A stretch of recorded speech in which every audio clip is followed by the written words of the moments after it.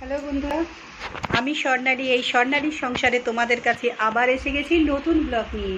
কেমন আছো গো তোমরা? আমি ভালো আছি, তবে একটাই সমস্যা, যেটা আমি আগেও বলেছি, যে এই যে ঢিপ ঢিপ ঢিপ ঢিপ মাইকে কী সব আওয়াজ, কি মেশিন আমার জানা নেই, এটা সুস্থ মানুষকে অসুস্থ করে দিচ্ছে। প্রচণ্ড কষ্ট হচ্ছে, প্রচণ্ড, তোমাদের বলে বোঝাতে পারছি না। মানে মাথা দপদপ করছে, গোটা বুক, গলা, মানে পেট, গোটাটা যেন অসুস্থ হয়ে পড়ছি।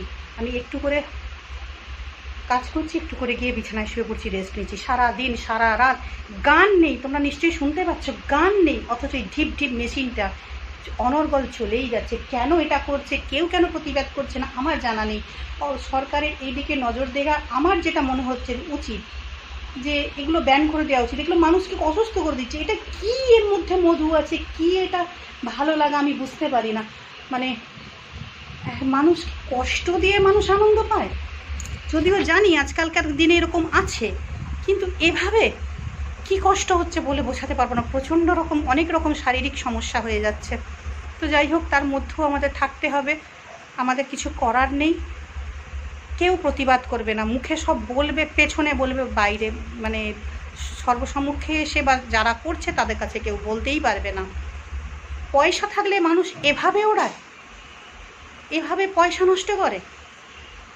এগুলো কেন সরকার দেখেন না? আমি এখন যে নতুন সরকার গঠন হয়েছে, আমি তার দৃষ্টি আকর্ষণ করতে চাইছি। তোমরা দয়া করে ভিডিওটা শেয়ার করে দিও, যাতে ওনাদের দৃষ্টি পড়ে এই জিনিসটার জন্য। যাই হোক, চলো কি রান্না করেছি দেখাবো নিশ্চয়ই। তার আগে বলে দিই, লাইক শেয়ার কমেন্ট করতে তোমরা ভুলো না।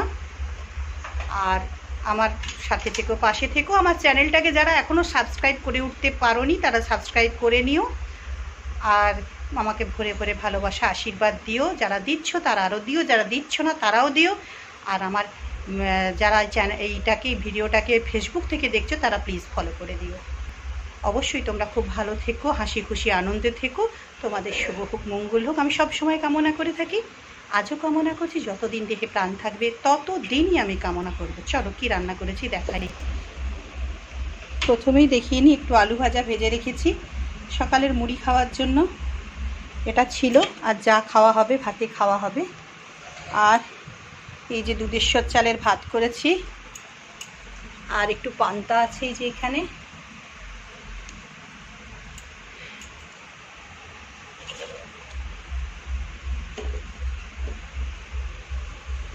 আর করেছি আলু ফুলকপি দিয়ে মাছের ঝোল, টমেটো দিয়েছি, কাঁচা লঙ্কা দিয়েছি।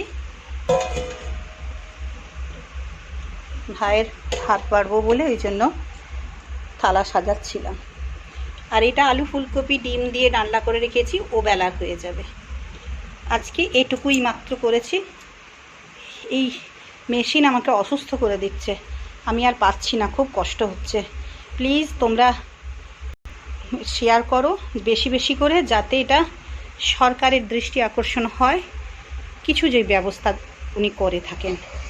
চলো তাহলে আজকে রাখি, আবার আসবো নতুন ব্লগ নিয়ে তোমাদের কাছে। টাটা।